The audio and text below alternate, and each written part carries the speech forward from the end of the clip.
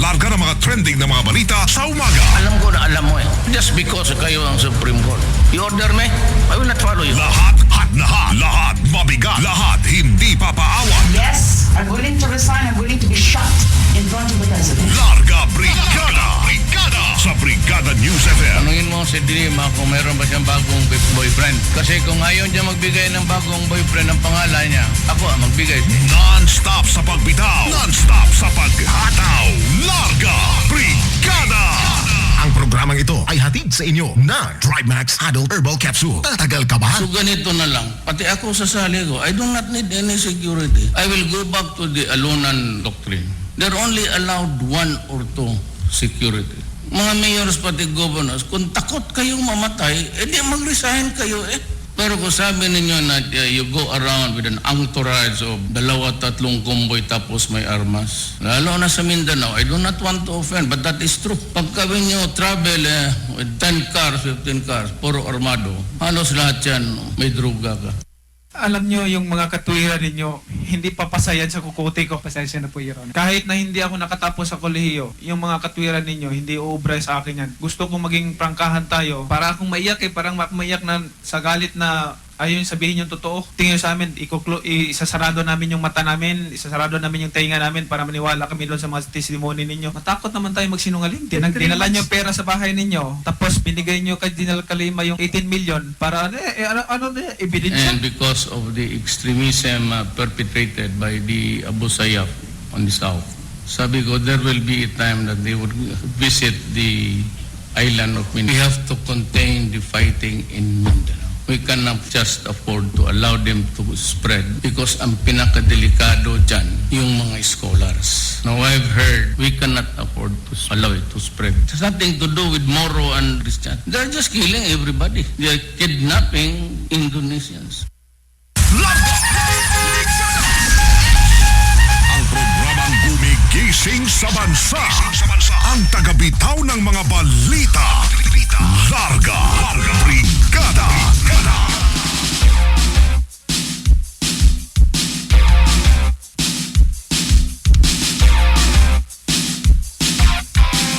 Good morning, Philippines! Magandang umaga, Luzon, Visayas at Mindanao sa buong Mega Manila. Kamusta na po kayo mga kabrigada?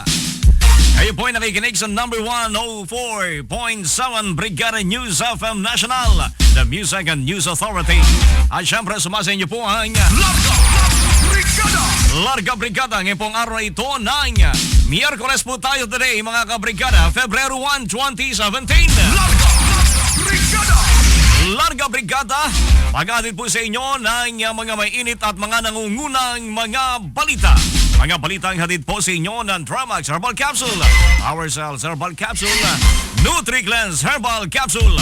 Kasama pa rin po ang Guardsy Calcium Ascorbate, Drymax Coffee, Power Cells Soya Coffee, Power Cells Liniment Oil, Fast Relax, Uramed at ang Zoya Choco. Larga Brigada. At syempre kami po ang inyong mga tagapagbalita. Ako po Brigada Ruel Uchago. Ako naman si Brigada Leo Navarro Malikden. Programang gumigising sa bansa. Ang tagabitaw ng mga balita. Larga Brigada. Headlines. Sa ulo ng ating mga balita, Pangulong Rodrigo Duterte humingi na ng tulong sa AFP para maaresto ang mga bugok na pulis kasunod po ng G.H. Slay case. Chief Legal Counsel Salvador Panelo lilipat pa South Korea para personal na humingi ng tawad sa sinapit ng kanilang kababayan. Dalawang dating immigration official na sangkot sa bribery scandal, iginiit na na-frame up lamang sila sa naganap na suhulan.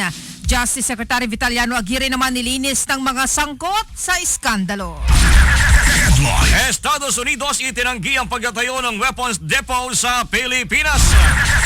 At Pangulong Duterte nagpasaklolo na sa China para sa sea patrols kontra naman sa terorismo. Ang bahagi ito ay hatid ng Fast Relax. All set na ang paglaga ng mga trending na mga balita sa umaga. Lahat hot na hot. Kami mismo ay napaghandaan na lahat. Lahat mabigat. Pero ba talagang tukoy na threat? Wala. May general. Lahat hindi papaawa. Tuturuan kayo eh. Ay sasalakayin tayo ng China at ganyan ang gagawin. Larga Brigada sa Brigada News News FM. Larga Brigada. Larga Brigada. Non-stop sa pagbitaw. Non-stop sa paghataw. Larga Brigada.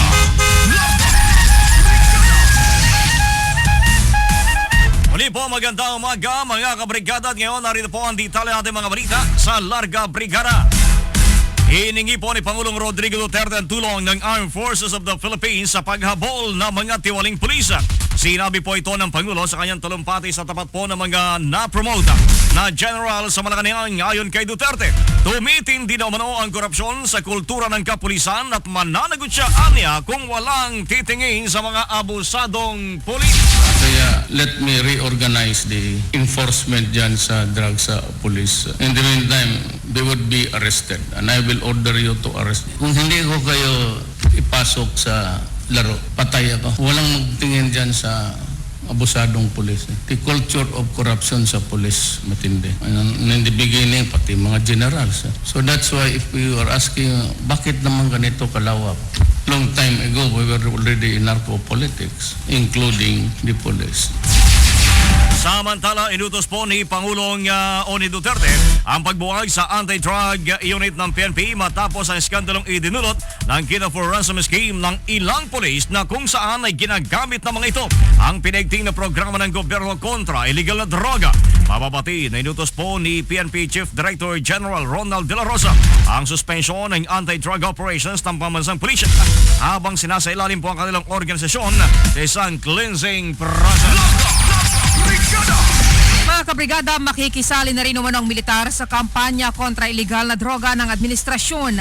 Ito ang kinumpirma ni National Security Advisor Hermogenes Esperon matapos ang oath-taking ng mga bagong talagang general sa Malacanang kahapon kung saan mismong galing na umano kay Pangulong Rodrigo Duterte na nais niyang makiisa ang AFP na magkaroon ng partisipasyon sa war on drugs. Ayon kay Esperon, hindi buong military ang ide-deploy para sa kagustuhan ng Pangulo. Meron lamang mga partikular na unit ng militar ang itatalagang tututok sa illegal na droga.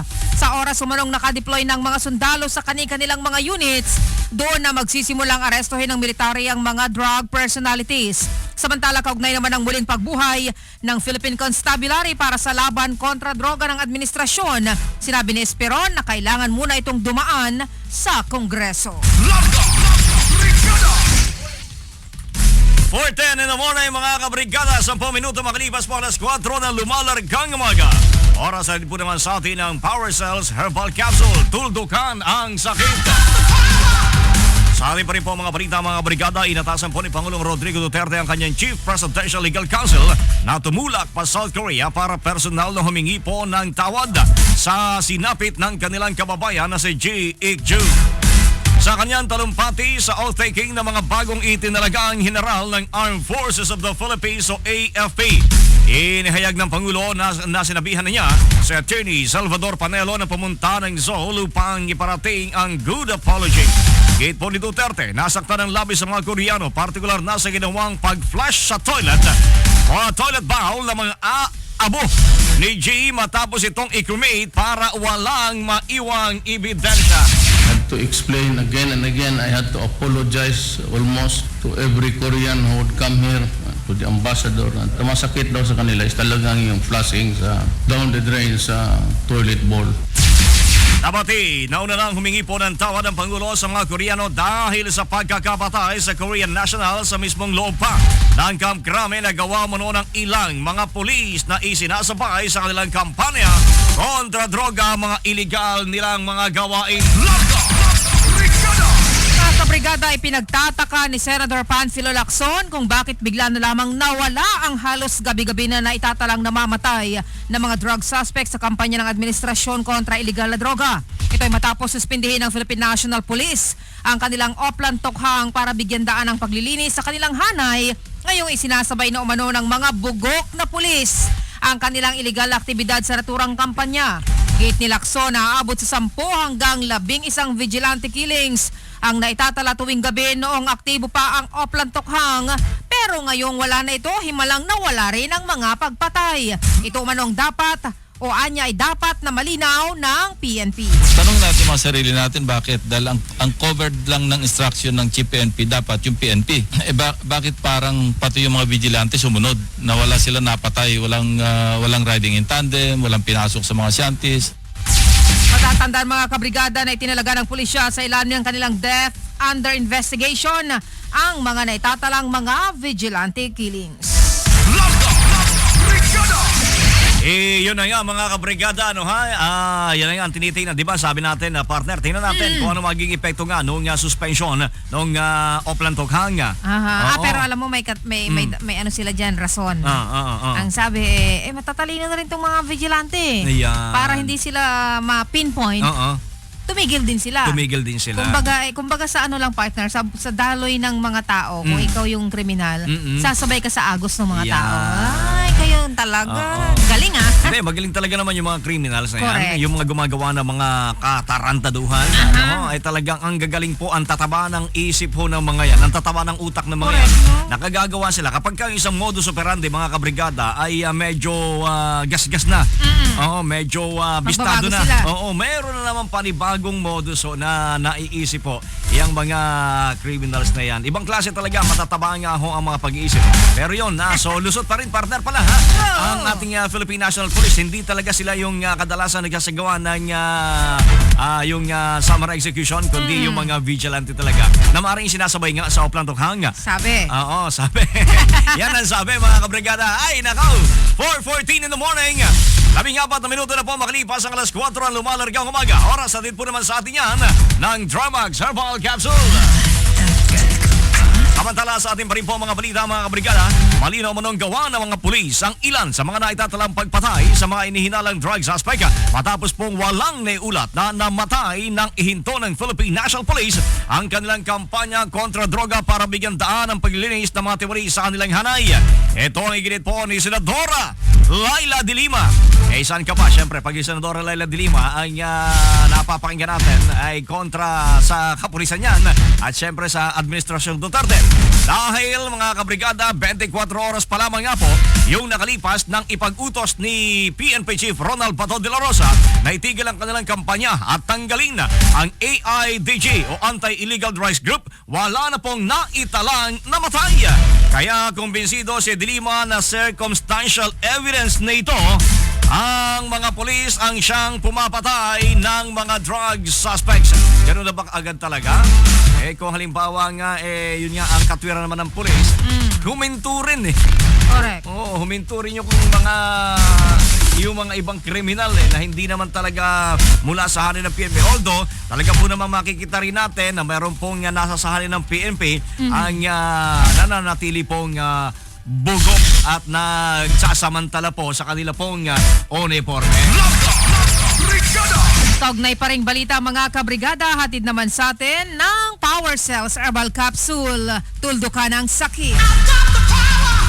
Itinuturing po na person of interest ang Koreanong sinasabing nag-deliver ng ransom money sa mga dumukot at pumatay sa kapwa niya Koreanong si Ji Ik-ju noong nakarang taon sa Angeles City, Pampanga. Ito ang kinumpirma ni Police Chief Superintendent Aaron Aquino, Director po ng Police Regional Office 3, kung saan pinaniniwalaan nilang kasabwat si Thomas Jung ng mga Korean Kidnap for Ransom Syndicate.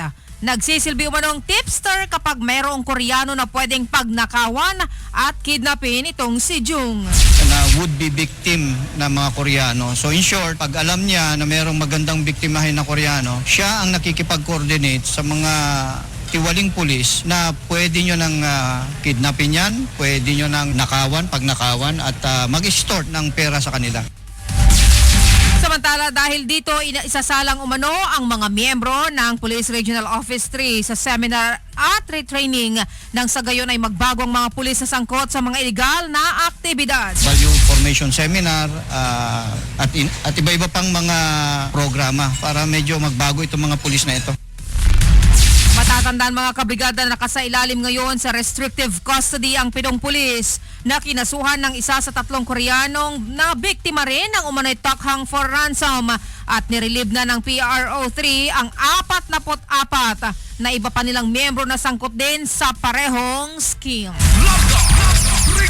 Samantala mga brigada, hindi na ikinailan ni na dating Bureau of Immigration Officers Al Argosino at Michael Robles na sila ang nasa CCTV footage na ipinakita po sa Senado na may mga dalang paper bag na may lamang pera.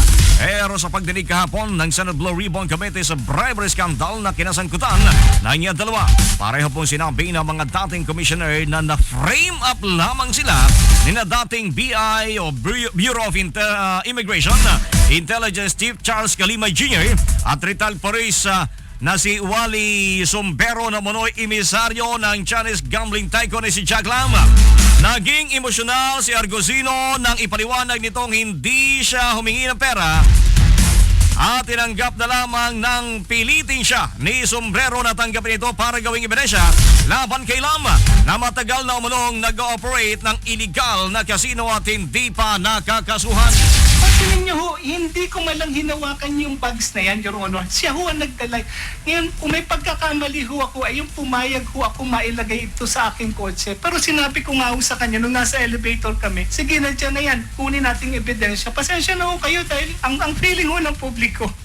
Sir. This is a corruption ng public official, Your Honor. Walang nagpa-file kay Jack Lam. Oh, the first time, Your Honor,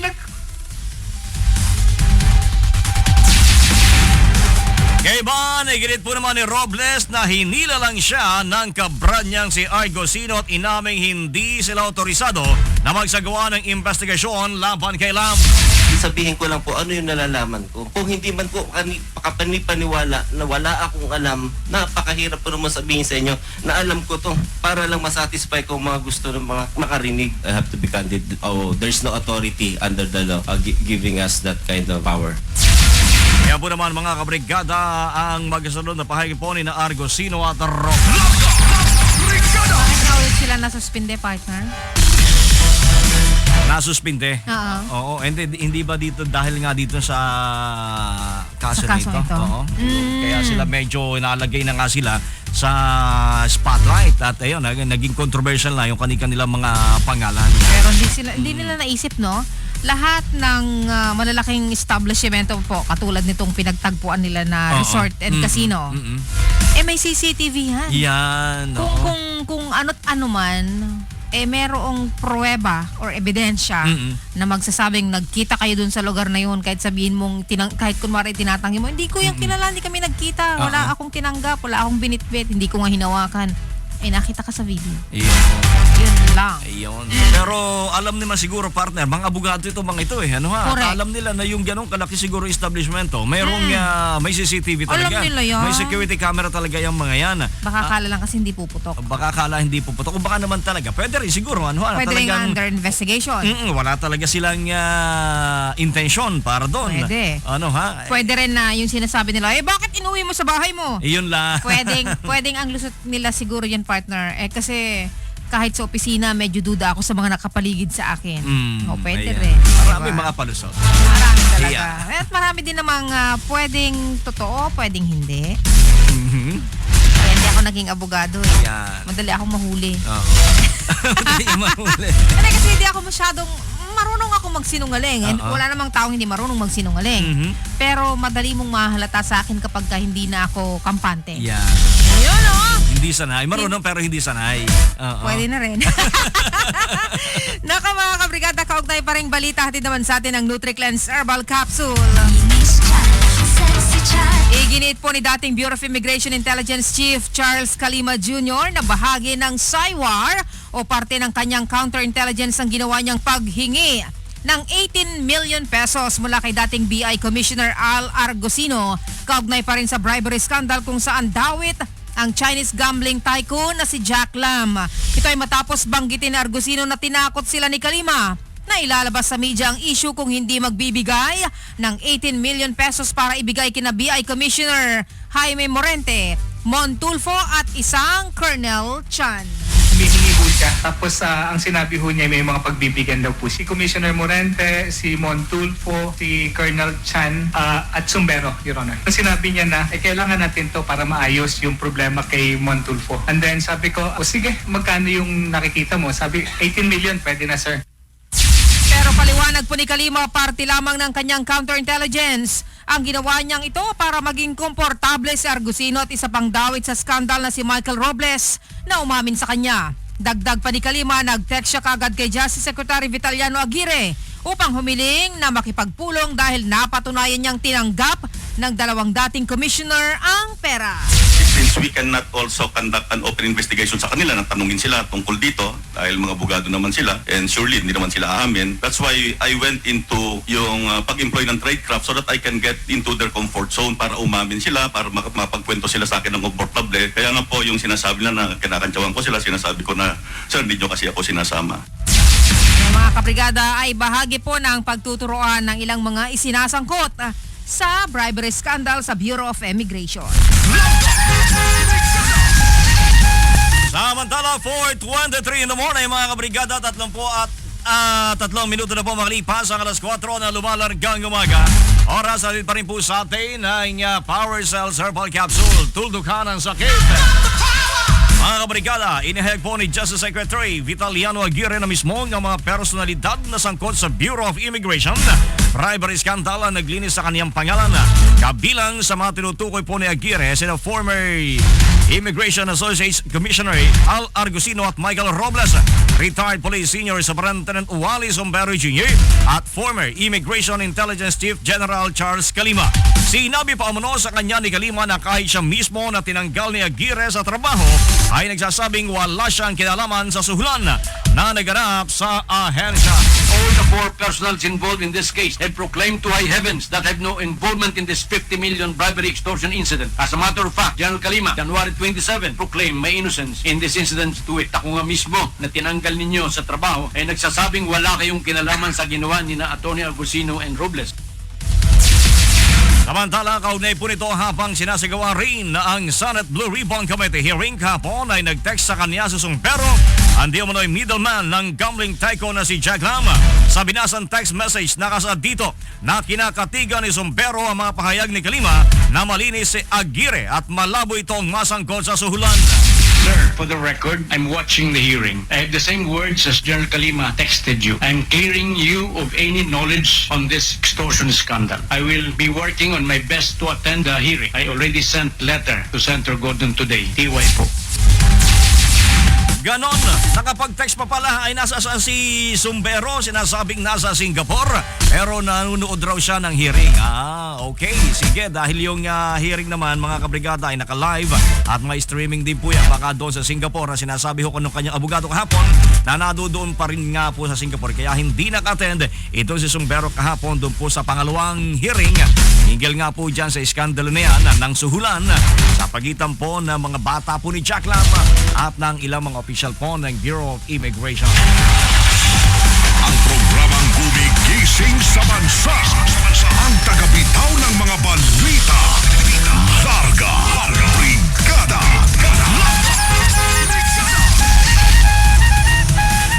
4:25 in the morning, mga kabrigada. 25 minuto na po makalipas ang alas 4 ng lumalargang umaga. Ready na tayo sa ating pong ronda? Ronda Brigada na ba tayo? Ayan, ready na? Ronda Brigada! Meron pong lalaki arestado matapos ipangbayad ang shabu sa isang tindahan sa Santa Cruz, Maynila. Si Brigada Gab Dalisay sa balita. Brigada Gab, i-brigada mo. Brigada Live Report. Arestado ang isang lalaki matapos itong subukang ipambayad ang shabu sa isang tindahan dito sa Blooming Street Corner, Escuerta Street, Barangay 365, Santa Cruz, Maynila. Kinalala ang suspect na si Brenhar Castillo. Ayon sa tendero na tumanggi mo ng pangalanan, normal pa umano noong una na tumitingin si Castillo sa kanyang tindahan ng damit. Sinubukan pa umano tumawad ng suspect para sa isang sando at short, ngunit hindi ito pinagbigyan dahil masyadong mababa ang gusto nitong presyo. Umalis sandali si Castillo sa tindahan at pagbalik nito ay may binulong na ito sa tendero. Nagulat na lamang umano ito nang alokin siya ng isang sachet ng shabu na nagkakahalaga ng 200 piso. Lingid sa alaman ni Castillo, miyembro pala ng Crime Watch ang tendero kaya't kaagad ditong ito over sa Santa Cruz Police. Na-recover sa suspect ang siyam na hinihinalang sachet ng shabu. Sa kasalukuyan, hawak na ng Philippine Drug Enforcement Agency ang kaso ni Castillo. Yan ang report na may kasamang naknak. You know, who's there? Yun, no? Drive Max. Drive Max who? Paper bags and plastic hearts, All our belong in this drive, Max, goodbye. But we got one more night. Yan ang report, Katuwang. Ang titiyak sa'yo na hindi ka babaratin at titiparin pagdating sa performance sa kinakailangan mo sa labing-labing nyo ni Mrs.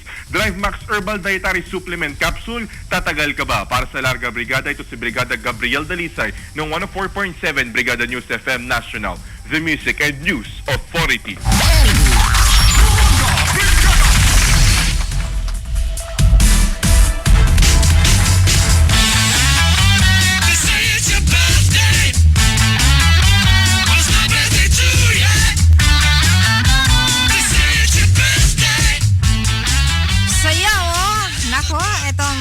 Talaga partner dapat kahit birthday nagtatrabaho.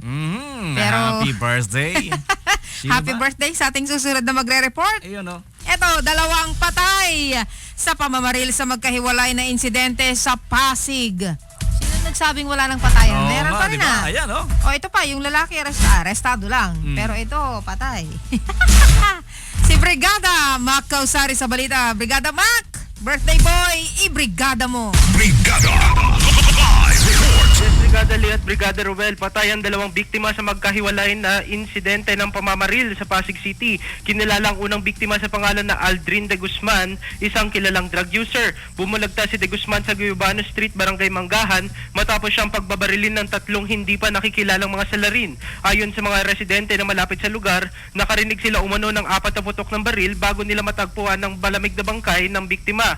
Sa hiwalay na insidente sa Barangay Manggahan, dead on the spot ang 27 anyos na binata na si Joseph Bunyaga.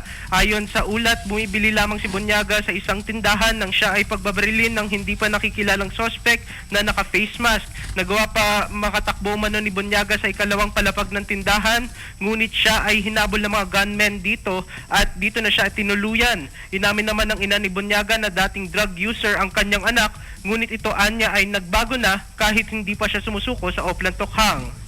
At yan ang balita, Katuwang, ang babaril sa hypertension, diabetes at high blood. Curamed Herbal Capsule.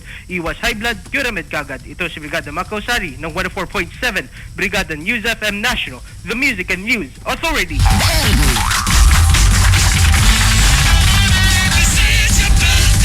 Alright, happy birthday, Mac Causari! And may you have many more birthdays to come. Candles to blow, cakes to slice. Nangangamoy kainan! Happy birthday! Ayan o. Sarap. Parang may naamoy nga ako. Oo, mukhang amoy kainan ha. Amoy kainan. Ayan. Wag na tayong lumabas. Wag tayong lumabas mamaya. Oo. Mukhang may kainan na naman dito sa studio. Alright, thank you much sa iyong report na yan. Tuloy-tuloy pa rin tayo, meron pang isang patay partner. Ayan. Isang lalaki patay habang 2 iba pa arestado matapos mang-hold up ng isang jeep sa Tondo, Maynila. Kung yung suspect yung napatay, tama lang. Pero kung hold up ito partner, kawawa na. Alamin natin ang report mula kay Brigada Vel Gonzagas ang balita. Brigada Vel, i-brigada mo. Brigada Live Report. Patay ang isa umanong miyembro ng robbery hold-up group habang arestado naman ang 2 iba pa sa Bitas, Tondo, Maynila. Sa report ni Superintendent Robert Domingo, hepe ng Tondo Police Station, nakatanggap sila ng ulat na mayroong isang jeep na na-hold up sa kahabaan ng Road 10 kagabi kung saan nanakawan ng 7 pasahero nito ng kanilang mga gamit at pera. Nang magsagawa ng follow-up operation sa pulisya, kaninang 2:00 ng madaling araw na aresto sina King de la Cruz at Ryan Lampon, pawang mga miyembro umano ng Pajara Robbery Hold-Up Group na nag-ooperate sa Tondo at sa Malabon. Pero nang arestuhin na umano si alias Bitoy, nanlaban umano ito at nagtangka pang pasabugin ang bitbit nitong granada habang inaaresto ng mga pulis na siyang naging dahilan upang gumanti ang mga rumesponding operatiba at doon na napatay ang sospek. Kasalukuyan namang pinaghahanap pa ang 2 pang sospek na kasama ng grupo. At yan na muna ang latest dito sa Tondo, Maynila. Katuwang pa rin ang mag-aalis ng mga sumasakit na muscle sa iyong katawan, ang Power Cells Liniment Oil para damang-dama ang ginhawa. Para sa Larga Brigada, ito si Brigada Vel Gonzaga ng 104.7 Brigada News FM National, the Music and News Authority. Samantala mga kabrigada, mga sektor naman o ang sektor ng mga magsasaka Nangangamba sa pagbaba naman ng bilang ng mga kalabaw. Actually, partner, bibihira na nga akong nakikita kong kalabaw. Kahit sa amin. Kukunti na. Konti na lang. Ating pambansang animal, di ba? Oo. Yan. Hayop talaga. Marami sa amin, baka na, partner. Baka Sakali. Baka sakaling dumami pa uli yung kalabaw. Oo nga, sa Mindoro kaya marami pa. Di ba tama raw? Tama raw, Mindoro. Ayun o. Alamin natin mula sa report ni Brigada Jasmine Cruz. Brigada Jas, ibrigada mo. Brigada Live Report. Nangamba ang sektor ng sakahan sa bansa dahil sa pagbaba ng bilang ng kalabaw na siyang bantayog at sandigan ng mga magsasaka at magbubukid na umaasa sa dulot nitong sariwang gatas at ang taglay nitong lakas upang gamitin na pangunahing tulong sa pagbubungkal ng lupa sa bukid upang pagtamnan ng palay. Sa ginawang pagdinig ng komite kumakailan, ipinahayag ng mga mambabatas ang kanilang suporta sa House Bill 626 na iniakda ni 3rd District Albay Representative Fernando Gonzales na humihiling na maglagay ng Carabao Center sa Ligao Albay para sa pagpapalaganap at pagtataguyod ng kalabaw sa kanilang rehiyon. Suportado naman ng mga miyembro ng House Committee on Agriculture and Food ang paglalagay ng Carabao Center sa Bicol dahil ang lugar umano ang pangalawa sa may pinakamaraming populasyon ng kalabaw sa bansa kung ihahambing sa mga rehiyon na may nauna ng sariling katulad na center. Ang pagsasabatas ng Republic Act 7307 o ang Philippine Carabao Act of 1992 ang naging daan para makapagtayo ng 13 Carabao Centers sa iba't ibang panig ng bansa, ngunit hindi kasama ang Bicol. Sinabi ni Gonzales na ang paglilikha sa sentro sa Bicol ay mangangailangan ng pag-amyenda sa RA 7307 na naglalayong mapangalagaan at mapalaganap ang pagdami ng kalabaw sa rehiyon kung saan ito ay nakatutulong na makapagbigay ng gatas, balat at iba pang gamit sa sakahan. Yan na report para sa Larga Brigada, katuwang ang hindi mangangambang proteksyonan ng katawan laban sa anumang sakit. Guard C Calcium Ascorbate, katawang healthy achieved sa Guard C. Ito si Brigada Jasmine Cruz ng 104.7, Brigada News FM National, the Music and News Authority.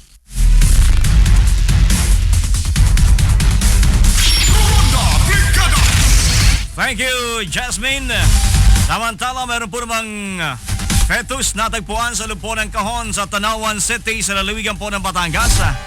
Si Brigada Gemily Di Castro sa balita. Brigada Gemily, i-brigada mo. Brigada Live Report.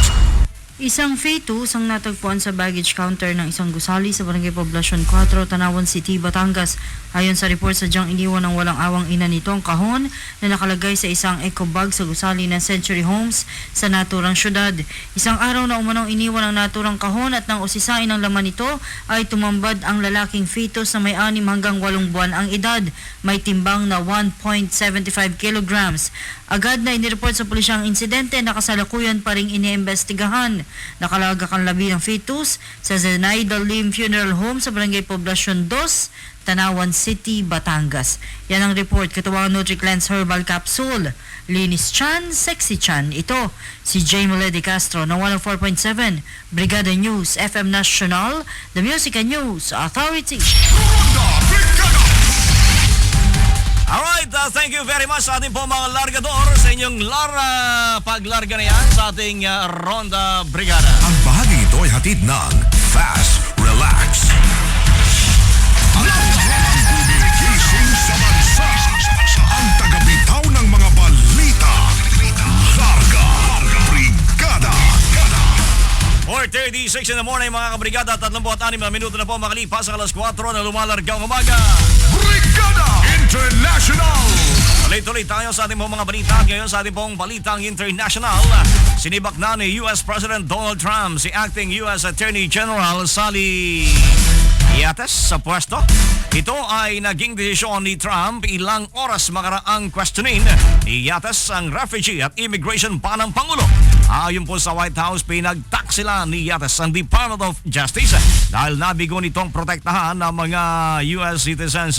Nakasaad din sa pahayag po ng White House na mahina ang estilo at pamamalakad pagdating po sa immigration dahil ito ay appointee ni dating US President Barack Obama. Sa kasalukuyan, nahalili muna sa binakanting pwesto si Diana J. Buente na dating attorney for the Eastern District of Virginia. Brigada Showbiz.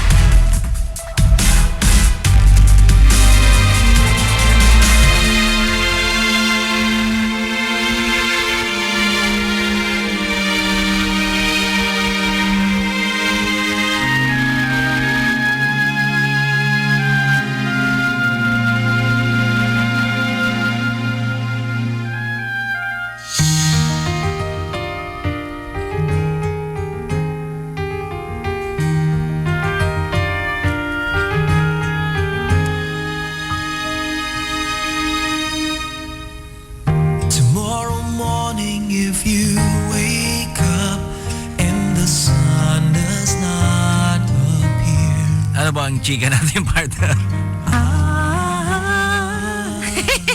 Happy birthday ulit, Mac!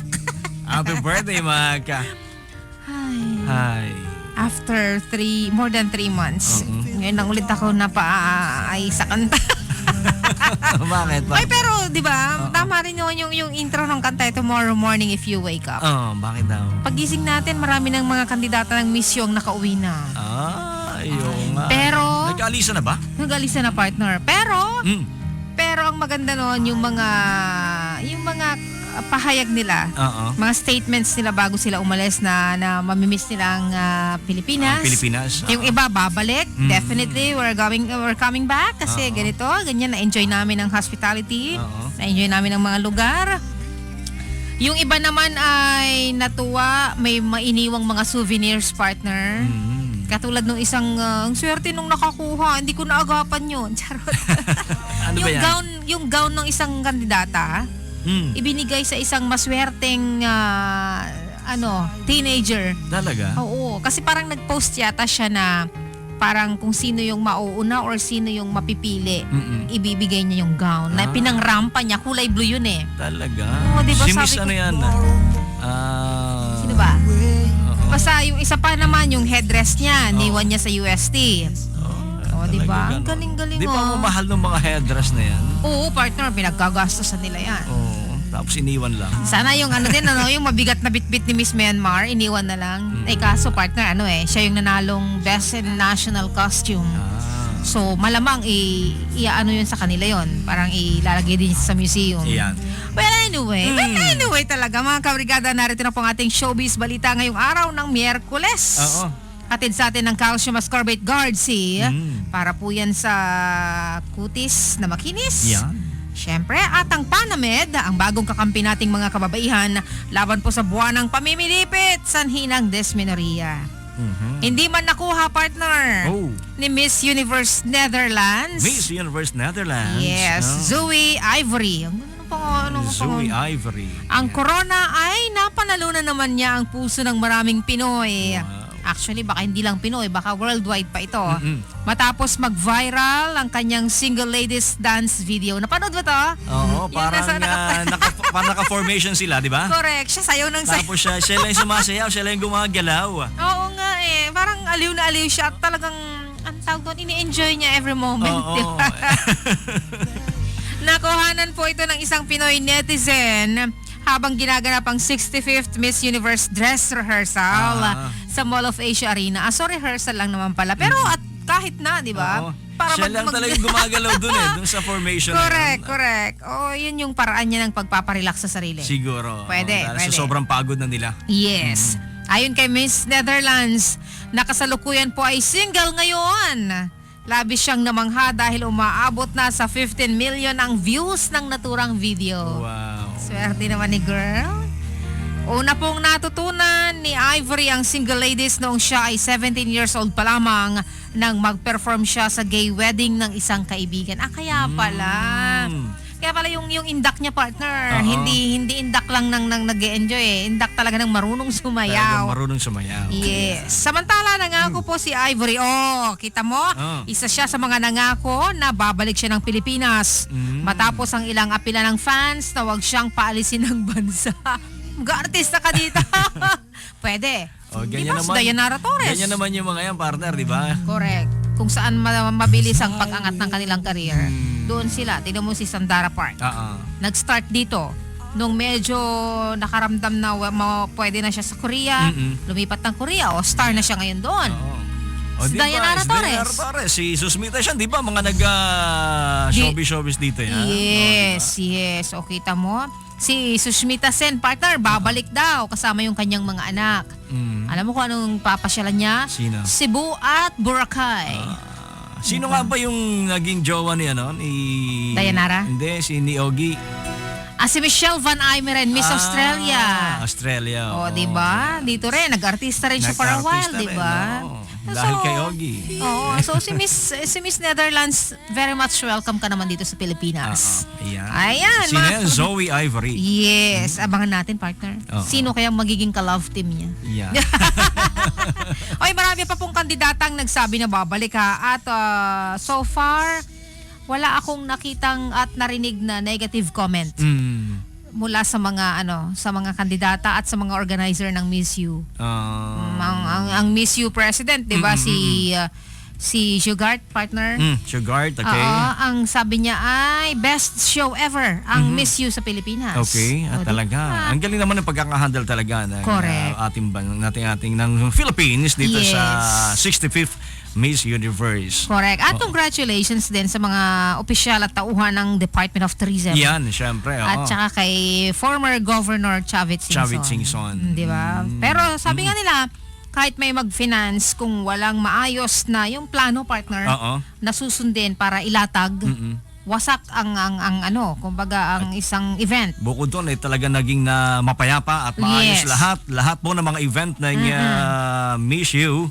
Correct. Dito sa atin sa Pinas ay naging maayos at wala naging aberya, no? Oo, walang mga untoward incidents, wala, di ba? Talagang binantayan po naman talaga yan ng ating PNP. At syempre ng publiko na rin, partner, na tumulong din. Nakisa. Yan, mga kabrigada, congratulations po sa lahat ng mga nagpagod at nagpakahirap para maging successful ang hosting natin sa Miss You. Yan din ang ating showbiz balita ngayong araw po ng Miyerkules. Hatid sa inyo ng Calcium Ascorbate Guard C, Katawang Healthy at Chief sa Guard C. At ng Panamed, mga kabrigada, ang bagong kakampi nating mga kababaihan laban po sa pamimilipit ng buwana na dulot ng buwanang dysmenorrhea. Brigada Sports. At sa ating po naman balitang pampalagkasan, mga kabrigada, syempre hatid po sa atin ang Dramax Herbal Capsule. Mga kabrigada, sa ating mga balitang pampalagkasan ay hindi po naging maganda ang panimula ng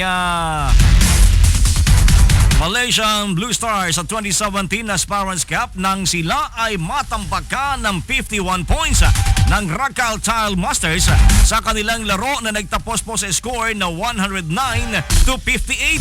habang hindi naman naging sapat ang kanilang ipinamalas na galing kontra Jose Rizal University matapos nilang matalo dito sa score na 75-64. Ayon kay Coach Lee Kantian, mas bata ang koponan na humarap sa naturang liga kumpara noong nakaraang taon at nais nilang matutunan ng mga manlalaro nito kung paano mahalin ang sport katulad po ng pagmamahal na pinapakita ng Pilipinas dito. Dagdag ng coach, ang kanilang pangunahing layunin para po sa kanilang mga manlalaro ay development at tinitingnan nila ang kanilang pagkatalo bilang isang learning process. Samantala, magbabalik aksyon ang Blue Star Detergents sa Martes upang kalabanin po naman ang koponan ng Cafe France. Mababatid ang Blue Star Detergent ang unang foreign-based team na sumali sa PBA D-League sa dalawang magkakasunod na conference. At yan po ang ating balitang pampalakasan. Hatid po sa atin ng Dramax Herbal Capsule.